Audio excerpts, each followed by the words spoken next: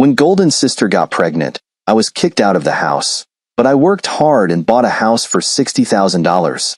Later, I found out about their lies, and then I've been aware for as long as I can remember that I wasn't really wanted.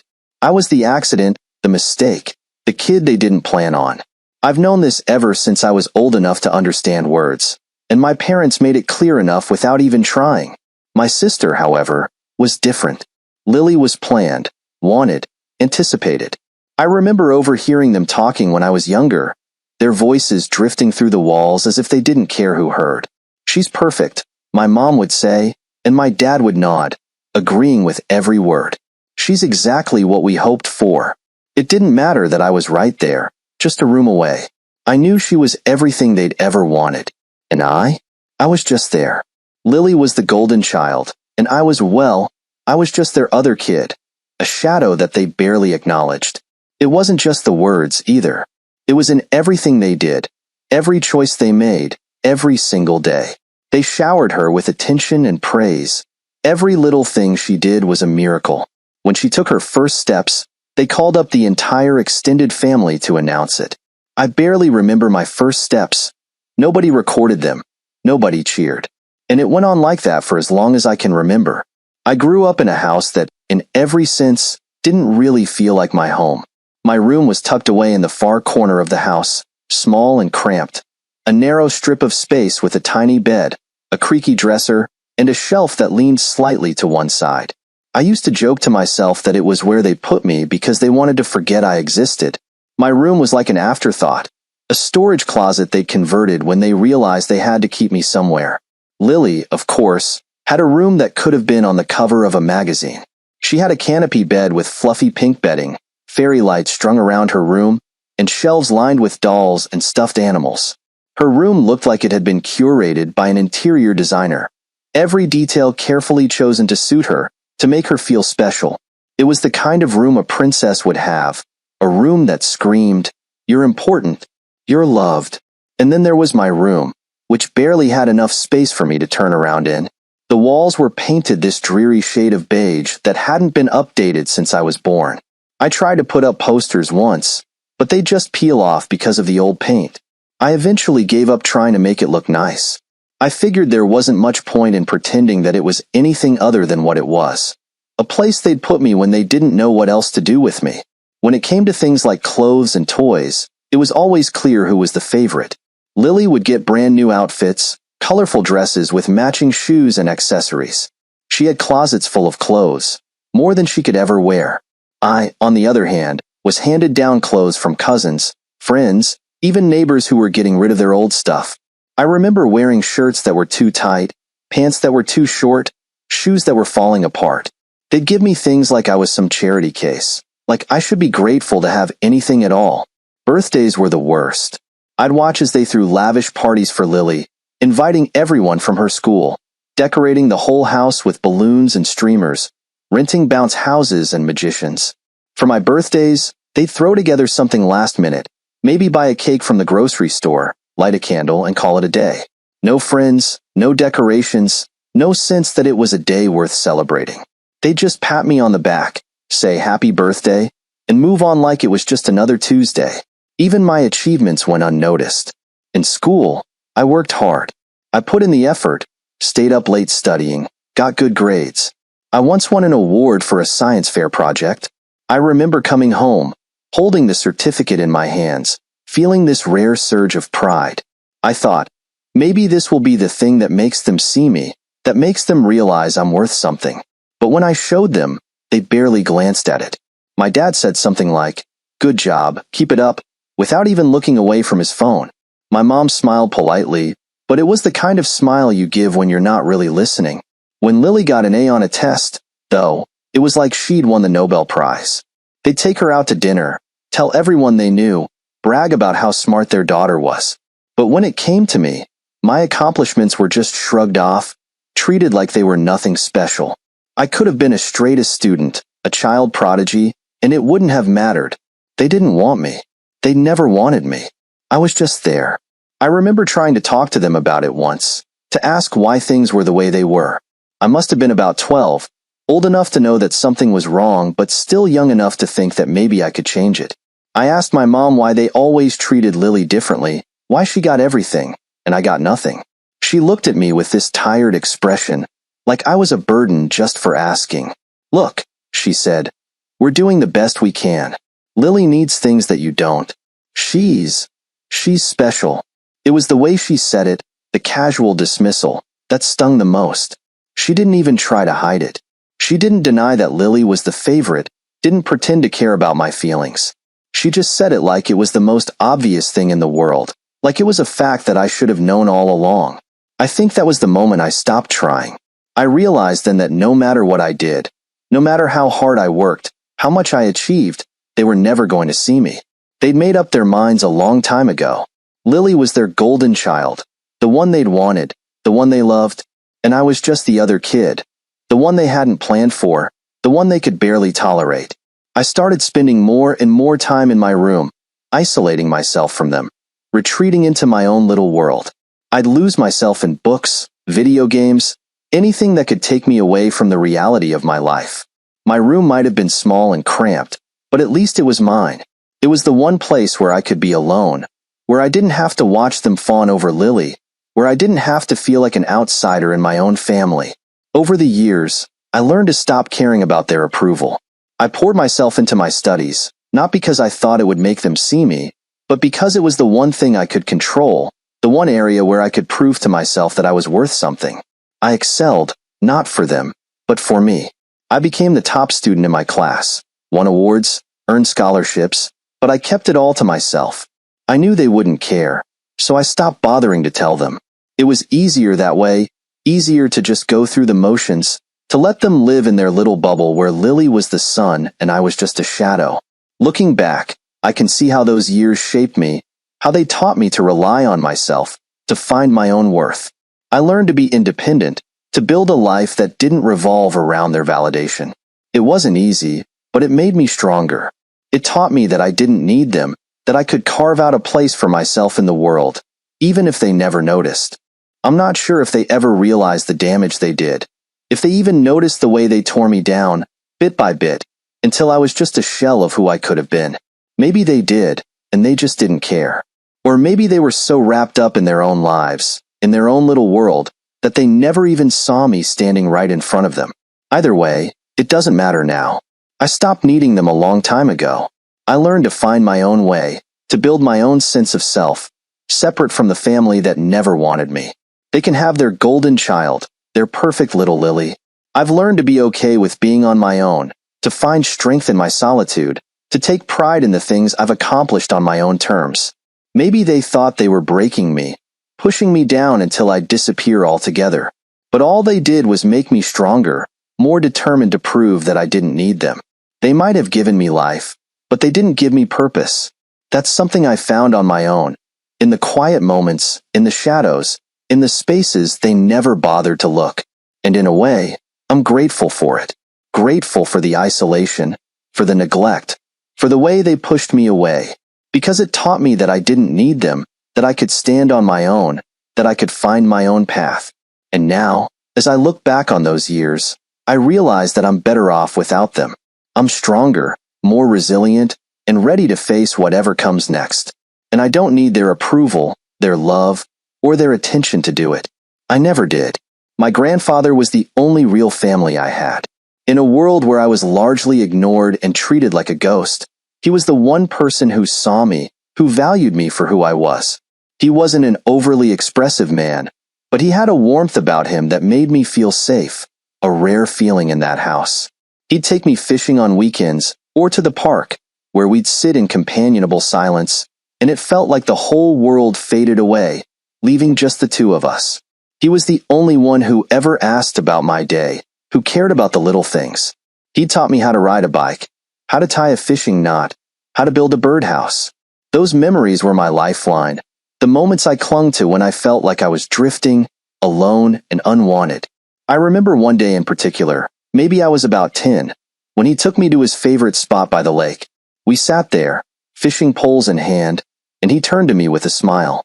"You know, you're a good kid," he said, patting my shoulder. "Don't let anyone make you feel like you're not." You've got a lot of heart, and that's something no one can take away from you." His words stuck with me, more than he could ever know. In a house where I felt like an outsider, he made me feel like I belonged, even if it was just for a few stolen moments here and there. He never treated me like I was a burden, never looked at me like I was an afterthought. To him, I was enough just as I was. He'd slip me $1 or $2 now and then, with a wink and a smile, telling me to go buy myself something nice. It was such a small gesture, but to me, it was everything. He was the only one who ever made me feel special. But then he got sick. I was around 13 when he started to fade, and it was like watching my last anchor slowly drift away. The man who'd once been strong and steady, who'd carried me on his shoulders and taught me how to skip stones, was reduced to a shell of himself. I watched as he withered away, each visit to the hospital chipping away at the man I'd once known. And when he died, I felt like I'd lost the only piece of my family that mattered. The funeral was a blur. My parents were there, of course, but it felt like they were just going through the motions. They stood by the casket with dry eyes, murmuring polite condolences to people they barely knew. Lily, of course, was the center of attention, as always. People fussed over her, asking if she was okay, as if she'd been the one who'd spent all those years with him. I stood there, numb and alone, watching as they pretended to care. They moved on quickly, as if nothing had happened. There were no whispered words of comfort, no gentle reminders that everything would be okay. I was left to grieve alone, to process the loss of the only person who'd ever truly seen me. My parents barely acknowledged it. They were too busy worrying about Lily, as usual. I heard them talking about how she was taking it so hard, how she'd been so close to him. It was like a slap in the face, a reminder that no matter what I felt, no matter what I'd lost, it didn't matter. They only had room in their hearts for Lily. I spent more and more time in my room after that, retreating into myself, isolating from the rest of the house. My room, small and neglected as it was, became my sanctuary, the only place where I could be alone with my thoughts, where I could remember my grandfather without interruption. I'd sit there for hours, replaying our memories, holding on to every fragment of him that I could. But even that small comfort was taken from me. Lily got pregnant when she was 16, and my parents decided that the only way to accommodate her new family was to take over my room. I'll never forget the way they told me. They didn't ask, didn't discuss it with me. My mom just came into my room one day and told me to pack up my things. "We need this space for Lily," she said, her tone matter of fact, as if it was the most obvious thing in the world. "She's going to need all the room she can get with the baby." I was stunned. I just stood there, looking at her, trying to process what she was saying. "But where am I supposed to go?" She sighed, as if I was the one being unreasonable. "We've set up the basement for you. It'll be fine. You don't need much space anyway." And that was it. No discussion, no negotiation. I was exiled from the only room I'd ever called my own, sent to the damp, dark basement while Lily moved into my space, taking over everything that had once been mine. They didn't even help me move my things. I was left to haul my bed, my dresser, my books, and whatever else I could carry down the narrow stairs to the basement, which they'd hastily thrown together as my new room. The basement was a joke. It was cold and damp, the walls lined with exposed pipes and old boxes. They'd thrown a worn-out mattress on the floor, with a rickety table and a chair that looked like it had been dragged out of a dumpster. There was a single light bulb hanging from the ceiling, flickering on and off like it couldn't decide if it wanted to stay on or plunge me into darkness. And they expected me to live there, to call it home, as if it was even remotely close to the comfort Lily had upstairs. The worst part was the dampness. I could feel it in the air, a cold, clinging moisture that seeped into my bones, making it impossible to feel warm. I'd wake up in the middle of the night, shivering, pulling the thin blanket tighter around me, but it was never enough. I'd lie there, staring at the ceiling, listening to the sounds of the house above me, the muffled laughter, the footsteps, the occasional burst of music. They were up there, living their lives, while I was down here, forgotten and alone. The electricity was unreliable, too. There were nights when the light would flicker and go out, plunging me into complete darkness. I'd sit there, waiting for it to come back on, feeling the walls close in around me. I knew they didn't care. If the lights stayed off, if the basement flooded, if I disappeared altogether, they wouldn't notice. They had Lily, and that was all that mattered to them. I tried to make the best of it, to turn the basement into something that felt like mine. I'd put up some posters, brought down a few of my books, tried to arrange the space in a way that made it feel less like a prison cell.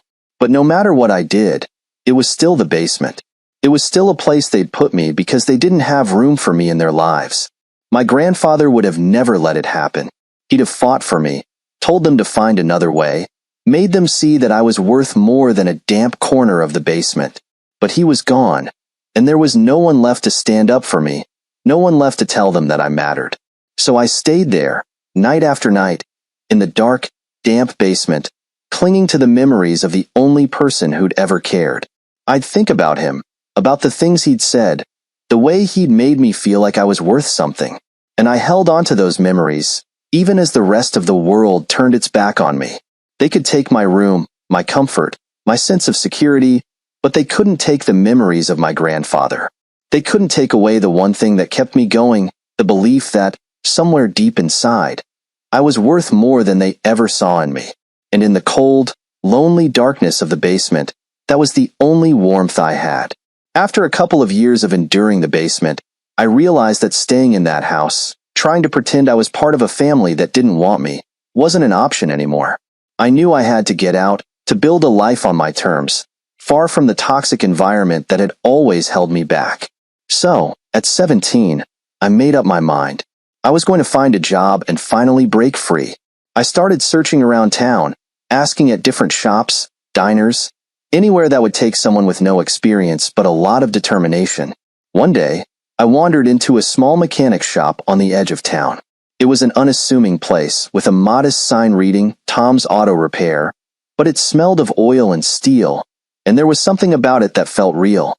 There, I met Tom, the owner, a middle-aged man with a wiry frame, a gruff voice, and a perpetual grease stain on his hands. He looked me over with a raised eyebrow when I asked for work. "You know anything about cars, kid?" he asked, skeptical. "No," I admitted, "but I'm willing to learn. I'll work hard, whatever you need. I need a place to start." He studied me for a moment, and I could see the wheels turning in his head. After what felt like an eternity, he nodded, almost reluctantly. "All right, I'll give you a shot. I could use an extra hand around here. Pays not much, but it's honest work." The job was tough, but I threw myself into it with everything I had. Tom turned out to be more than just a boss. He became a mentor, someone who taught me more than just how to fix cars. He showed me how to work with my hands, how to solve problems, and most importantly, how to believe in myself. He was tough, sure, but he was fair, and he treated me with a respect I hadn't known before. After a few weeks, I mentioned to Tom that I was still living at home, or rather in the basement. He didn't say much at the time, just nodded thoughtfully, but the next day, he pulled me aside. "Got a spare room in the back?" he said, scratching his chin. "It's nothing fancy, but it's got a bed and a door that locks. You're welcome to it if you want. Might be better than that basement you've been stuck in." I was stunned. I hadn't expected such generosity, and for a moment, I didn't know what to say. "Are you sure? I mean, I don't want to be a burden." He waved a hand, dismissing my concerns. "Kid, I wouldn't offer if I didn't mean it. Besides, it's good to have someone around to help out. You need a place, and I could use the company. So what do you say?" I accepted, and just like that, my life began to change. I moved into the small room at the back of the shop, and for the first time in years, I felt a sense of freedom. It was a humble space. Bare walls, a simple bed, a small dresser. But it was mine, and that made all the difference. I was no longer subject to the whims of my family. I had a place I could call my own, roof over my head that wasn't tied to their neglect or their indifference. I worked hard at the shop, learning everything I could from Tom. He was patient, teaching me not just the mechanics of cars, but also how to run a business, how to deal with customers, how to take pride in a job well done. He gave me a purpose, something to strive for, and I threw myself into the work, determined to prove myself, to show that I could make something of my life. I saved every penny I earned, living frugally and setting aside as much as I could. It wasn't easy, and there were times when I was tempted to splurge, to buy things I'd always wanted but never had. But I had a goal, a vision of a future where I could finally stand on my own, free from my family and their empty promises. After 3 years of hard work and saving, I had managed to set aside $20,000.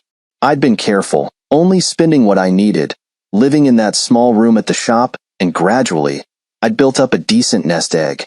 I started looking at properties, dreaming of a place I could truly call my own, a home that I had built with my own 2 hands. I found a modest little house on the outskirts of town, a fixer-upper that had seen better days but had potential. The asking price was $60,000, and while I didn't have enough to buy it outright, I had saved enough for a solid down payment. I managed to secure a small loan, and with Tom's help and encouragement, I bought the house. It took 3 years of work, sweat, and sacrifice, but I finally had a place of my own. Renovating the house was a labor of love. I spent my evenings and weekends fixing it up, repairing the roof, painting the walls, laying down new flooring. It was hard work, but every nail I hammered, every wall I painted, brought me one step closer to building the life I'd always dreamed of. It was mine, truly mine, and for the first time, I felt like I was in control of my own destiny. Life was good. I had my independence, a job I loved, and a home that was all mine. I felt proud, accomplished, like I'd finally escaped the shadow of my past. But then, just when I thought I'd left that life behind, my family came back into the picture. It started with a phone call from my mother. She'd heard about the house, about the success I'd found on my own, and suddenly, she was full of concern, as if she'd always been there for me. She asked about the house, about my work, her voice full of forced cheer, but I could hear the real reason beneath it all. They wanted back in. They wanted a piece of what I'd built. A few days later, they showed up unannounced, standing on my doorstep with Lily in tow. I opened the door, surprised to see them, and for a moment, I just stood there, staring at them, unsure of what to say. "Ethan," my mother said, stepping forward with a smile that didn't reach her eyes. "We heard you've done so well for yourself. You've got this lovely house now, and, well, we thought it might be nice if we could all be together again." I knew what she was asking, even if she didn't say it outright. They wanted to move in, to take advantage of the life I'd built, as if they'd always been a part of it, as if they'd played any role in my success. I looked at them, at Lily standing there with that same old smirk, and I felt a surge of anger, a reminder of everything they'd put me through, everything they'd taken from me. "I don't think so," I said, my voice steady but firm. "I built this on my own. I worked hard for this, and I'm not about to let you waltz back into my life now that it's convenient for you." My father's face turned red, a flash of anger in his eyes. "We're family," he said, as if that word could erase all the years of neglect, all the nights I'd spent alone in the basement, all the times they'd chosen Lily over me. "You can't just turn us away." "I can, and I am," I replied, crossing my arms. "You didn't care about me then, and you don't care about me now. You only care about what you can get from me. Well, I'm done. I don't need you, and I don't owe you anything." My mother tried to protest, tried to guilt me, to remind me of all the things they'd supposedly done for me. But her words rang hollow, empty echoes of a past that I'd long since left behind. I'd built this life without them, and I wasn't about to let them take it from me. They left, their faces a mix of anger and disbelief, and as I watched them drive away, I felt a strange sense of relief, a weight lifting off my shoulders. I'd finally stood up for myself, finally broken free from the last ties that had bound me to that toxic family. I was my own person, independent, self-sufficient, and I had no intention of going back. As I closed the door and looked around my little house, I felt a surge of pride, a reminder of everything I'd accomplished, everything I'd built from the ground up. This was my life, my success, and I'd earned it on my own terms. I didn't need them, and I never had. I had a home, a job, a future that was mine and mine alone. And for the first time, I felt truly free. It was almost by accident that I discovered what my parents had done. One afternoon, as I was going through some old boxes in my basement, I stumbled across a file folder with my grandfather's handwriting on it. It was dusty and worn, and I hadn't seen it since before he passed away. I opened it up, and what I found inside left me both shocked and furious. The folder contained documents related to an inheritance he'd set aside for me, something I'd never known about until that moment. As I sifted through the paperwork, I began to piece together what he had left behind for me. A substantial sum of money meant to be used for my future. I couldn't believe it. My grandfather had left me a financial cushion, something to help me get started in life, to give me a foundation to build on. But I'd never seen a cent of it. I took the documents to Mr. Grant, my lawyer, the same man who had helped me deal with my family's earlier attempt to ruin my business. He reviewed the paperwork, his expression growing darker by the minute as he went over the details. "This is serious, Ethan," he said, looking up from the pages. "It looks like your parents illegally accessed this inheritance, diverting it to accounts in your sister's name. They had no right to that money. It was yours, and they've misappropriated it." I sat there in stunned silence, a mix of anger and betrayal boiling within me. I couldn't believe they'd gone that far, that they'd stooped so low as to steal from me, to take what my grandfather had left for me and give it to Lily. It was like a punch to the gut, a reminder of every time they'd chosen her over me, of every time they'd made it clear that I was nothing more than an inconvenience in their lives. "What can I do about it?" I asked, my voice trembling with rage. Mr. Grant leaned back, his eyes narrowing as he considered my options. "You can take them to court. This is a clear case of fraud, and with these documents, we have more than enough evidence to build a strong case. You have every right to claim what was left to you, and they should be held accountable for what they've done." It didn't take long for me to make my decision. I wasn't going to let them get away with this. They'd stolen from me, taken what was mine, and used it to benefit Lily, just like they always had. But this time, they weren't going to walk away without facing the consequences.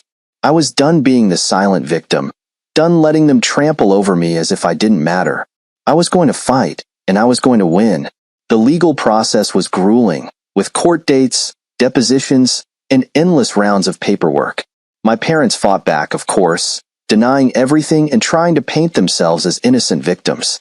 They claimed they had only done what was best for the family, that they had used the money for Lily because she needed it more than I did.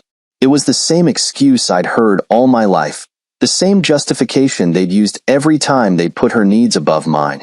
But this time, it wasn't enough. Mr. Grant was relentless, tearing apart their defense piece by piece, exposing their lies and their deceit for all to see.